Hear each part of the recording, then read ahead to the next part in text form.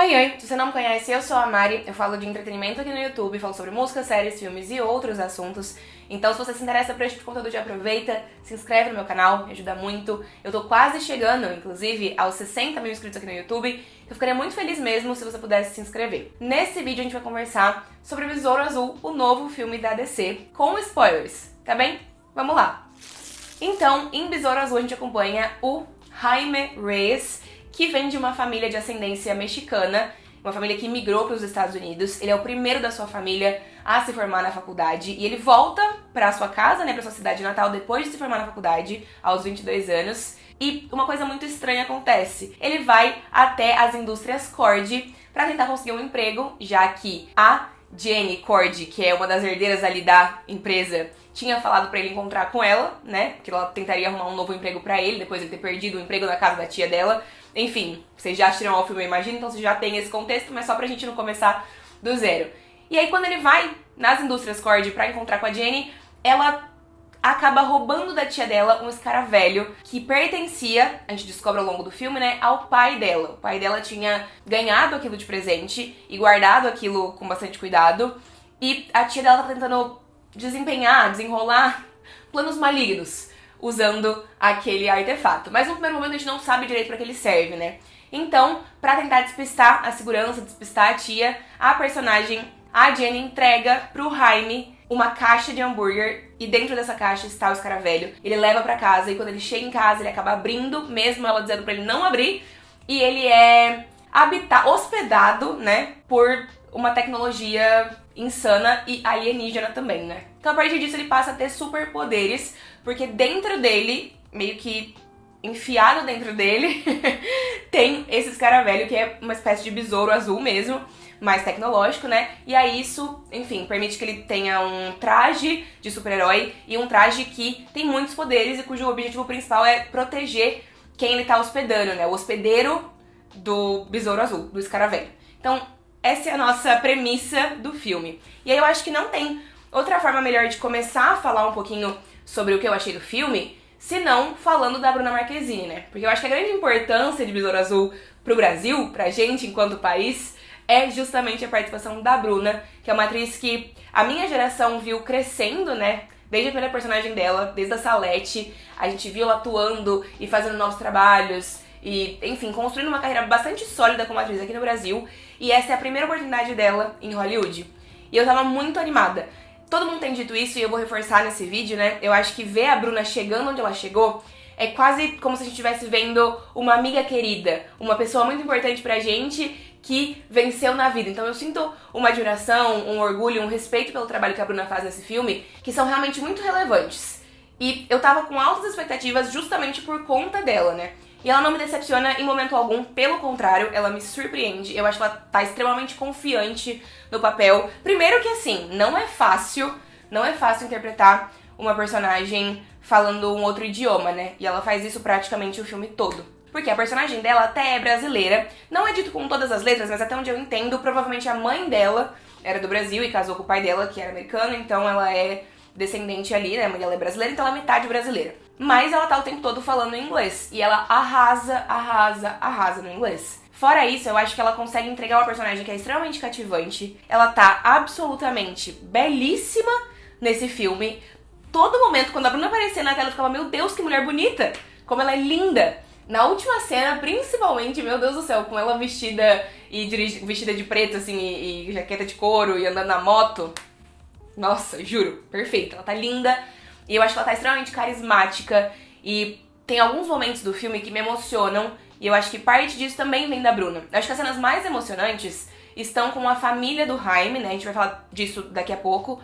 Mas quando a Jenny também abre o coração dela pra falar sobre o fato dela ter perdido a mãe e do pai ter desaparecido e de como ela precisou crescer sozinha e sentindo essa falta ali, essas coisas também me emocionam, e me emocionam justamente porque a Bruna entrega uma atuação super condizente com a personagem, que faz a gente realmente comprar o que ela tá dizendo, o que ela tá passando ao longo do filme. Então eu gostei muito da atuação dela. Eu acho que ela traz um carisma muito legal pro filme. E a dinâmica dela com o Xolo, Maria Duênia, também é muito boa. Os dois funcionam muito bem juntos em cena. Ela é uma espécie de interesse amoroso pra ele, mas ela é muito mais do que isso, né? Ela é quem desencadeia todos os acontecimentos do filme, ainda que ele seja o protagonista da história, ainda que ele seja o super-herói dessa história, né? Mas ela tem realmente muita força como personagem individualmente, o que é uma coisa muito legal, porque durante muito tempo os filmes de super-herói, eles entregavam personagens femininas muito rasas, personagens femininas que só orbitavam ao redor dos enredos masculinos, né? E aqui não. A personagem da Bruna, que é a Jenny, ela tem a sua própria história, ela é o vetor que desencadeia todos os acontecimentos do filme. Ela tem uma personalidade própria, ela tem os ideais que ela defende, ela tem uma história de origem, ela tem várias características que fazem ela ser uma personagem forte, uma personagem consistente, e eu acho que é justamente por isso que a personagem dela funciona tão bem no filme. E funciona quando ela tá sozinha, mas funciona muito bem também quando ela tá com o Xolo Maridueña, que é o personagem que é o Jaime, né, que é o nosso protagonista, Jaime, que é o nosso protagonista do filme, que é o nosso besouro azul, né, então os dois funcionam muito bem em cena. Eu acho que o Xolo, tô tentando pronunciar como ele pronuncia, mas eu fico bugada, porque às vezes eu quero falar Xolo Maridueña, mas é Xolo Maridueña, é muito difícil. Enfim, ele como o protagonista do filme também segura super bem, ele é extremamente carismático, ele é uma pessoa que tem uma cara mais normal. Ele tá ali pra representar uma pessoa mais normal, né? Uma pessoa que você não olharia e imaginaria direto como um super-herói. Porque ele é um cara simples, ele é um jovem simples que acabou de se formar na faculdade, que vem de uma família humilde, de uma família simples, e aí de repente isso cai no colo dele, né? Então ele traz essa essência e esses questionamentos, um pouco de inocência pro personagem também. E eu acho que a essência do filme tá justamente na relação do Jaime com a sua família. A gente tem aqui no centro dessa história diversos personagens latinos. Então o protagonista, o Jaime, ele é latino e toda a família dele também é parte importante da história. Então a gente tem o pai, a mãe, a irmã, o tio e a avó. Todos eles são personagens ativos no longa e todos eles são mexicanos, né? Eles são uma família mexicana. E aí é tão interessante ver como o roteiro traz isso pra dentro da história, como o roteiro realmente abraça essa latinidade, né? Porque é muito comum imigrantes mexicanos nos Estados Unidos, justamente porque a fronteira, né, porque os dois países fazem fronteira, e é a primeira vez que um filme de super-herói decide realmente focar em pessoas latinas, né? Trazer essas pessoas latinas pra dentro, pro centro da história, mais do que pra dentro da história. Eles estão ali no centro de tudo, e a gente tem como base os costumes e tradições mexicanos. Então tem alguns momentos que me fizeram gargalhar no longa, que fazem referência a coisas do México. Então a gente tem uma referência fortíssima a Maria do Bairro, que é uma novela que a gente também entende a referência, porque foi exibida aqui no Brasil pelo SBT, né? É uma grande novela do México, que fez muito sucesso na Televisa. E quando essa referência aparece, ela é tão natural, ela faz tão parte ali, se encaixa tão bem no roteiro, que funciona, me fez realmente rir bastante. E aí depois também aparece o Chapolin, que é outra referência que a gente também entende. Então, ainda que o filme traga referências mexicanas, a gente vê também uns santos mexicanos, tipo, eu acho que é a Virgem de Guadalupe que aparece em determinado momento ali na decoração da casa. Tem alguns costumes, algumas comidas que são mexicanas, né? Então, tudo isso aparece na história. Mas essas duas referências de entretenimento, né? Tanto Maria do Bairro quanto o Chapolin, foram referências que me fizeram gritar, me fizeram dar um surtinho ali e me arrancaram realmente gargalhadas, porque funcionam pra gente também, apesar da família ser mexicana. E aí, atrelado a isso, atrelado a essa força latina, essa origem latina que o filme traz, a gente também tem uma força muito grande na relação fraternal, na relação familiar do Jaime com todos os integrantes ali da sua família. E isso também é uma coisa bastante culturalmente latina, né? Eu falo a gente porque eu me incluo também, né? Somos todos latinos, o Brasil também tá na América Latina, dependendo do ponto de vista. A gente tem esse costume de ser muito próximo da família, de ter família grande, e de todo mundo da família opinar na vida um do outro, e de todo mundo tá ali apoiando um ao outro também. Então essa dinâmica, essa relação que a família do Jaime tem na história, é algo que a gente consegue super se identificar, porque faz sentido na nossa realidade também. Então eu acho que essas são as forças do filme, e é isso que faz o filme funcionar. E o filme constrói tão bem essas relações, que quando a gente tem a morte de um dos personagens, que é o pai do Jaime, quando a casa deles ali é atacada pela tia da Jenny, né? Isso também toca muito a gente. Eu me debulhei em lágrimas. Eu não fui assistir esse filme achando que eu ia chorar. E eu chorei e não foi pouco.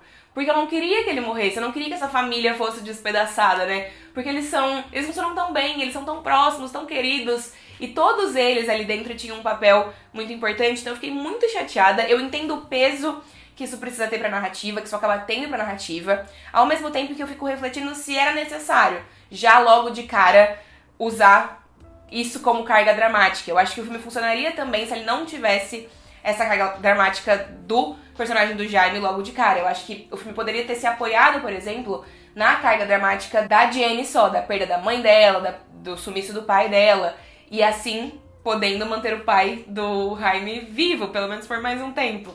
Mas eu entendo por que o filme traz isso. Não é uma grande novidade, eu acho, né? É, na verdade, um grande clichê. O filme usa esse clichê de luto e perda pra motivar um protagonista. Isso não é novidade mesmo. E funciona bem. E isso traz esse peso dramático mesmo pra história. E é isso, assim, chorei muito, fiquei muito abalada e não queria ter visto esse personagem morrendo. Mas eu acho que no fim das contas, tudo isso que eu disse mostra o quanto o filme consegue cumprir o seu propósito de fazer a gente sentir sentimentos. Então, esse filme foi capaz de me fazer dar risada e esse filme foi capaz de me fazer chorar, de me emocionar. Então, quando um filme consegue me trazer emoções e sentimentos, é quando eu sei que ele valeu o meu tempo, é quando eu sei que ele fez sentido, que ele existe por um motivo, sabe? Não necessariamente eu tô dizendo que precisa ser riso ou choro, mas eu acho que eu preciso sentir coisas quando eu tô assistindo um filme ou uma série, enfim. E Besouro Azul conseguiu fazer isso comigo. Então, acho que por isso, por esse motivo, é um filme que valeu super a pena assistir, que eu gostei muito e que eu acho que vocês devem assistir também. Não vai ser um tempo perdido pra vocês no cinema. Agora vamos falar um pouquinho sobre algumas outras coisas, alguns outros detalhes do filme. Eu acho que a Susan Sarandon, é assim que pronuncia o sobrenome dela? Não sei. Até funciona como vilã, mas eu acho que a Victoria, enquanto personagem, poderia ter tido mais profundidade, porque no fim das contas ela acaba sendo uma vilã bastante genérica e bastante rasa, né? Além disso, eu acho que a morte do Dr. Sanches foi meio inútil, porque ele simplesmente se tranca dentro do laboratório onde eles estão pro Jaime poder fugir, mas ele poderia ter saído junto, né? Porque também não serviu de nada, porque daqui a pouco veio o Carapax e quebrou tudo, quebrou a porta e foda-se. Mas eu gostei também de ver o Carapax tendo uma história. Então, de novo, o filme traz uma outra referência latina, né? Uma outra cultura latina pra dentro da história. Então, o personagem do Carapax, ele nasceu na Guatemala e ele foi levado da Guatemala muito cedo pela Victoria, pela tia da Jane, né? Victoria Cord. E ele foi torturado por ela ao longo dos anos, servindo mesmo como um experimento.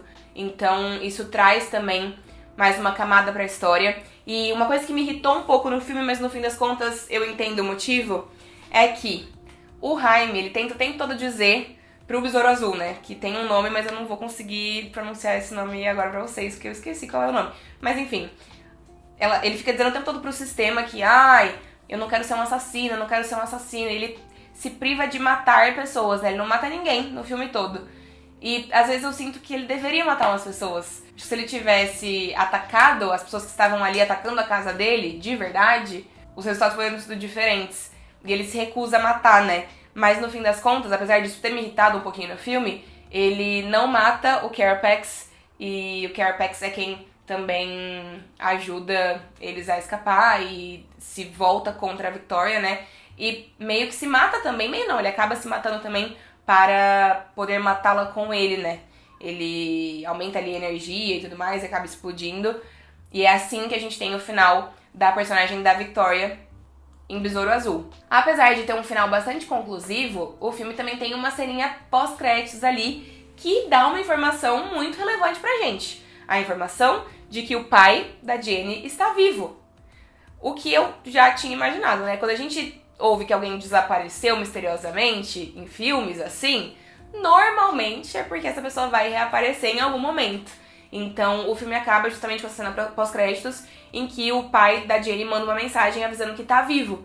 E aí eu espero que Besouro Azul tenha um segundo filme pra gente ver mais da Bruna em Hollywood, pra que ela possa, quem sabe, promover o filme de verdade, né, já que ela não tá podendo muito fazer isso por conta da greve dos atores que está acontecendo em Hollywood. E com certeza a gente vai ver o pai dela de volta, e eu acho que vai ser bem interessante os desenrolares que podem acontecer a partir disso. No geral, eu acho que a gente vem de uma onda um pouco complicada com filmes de super-herói.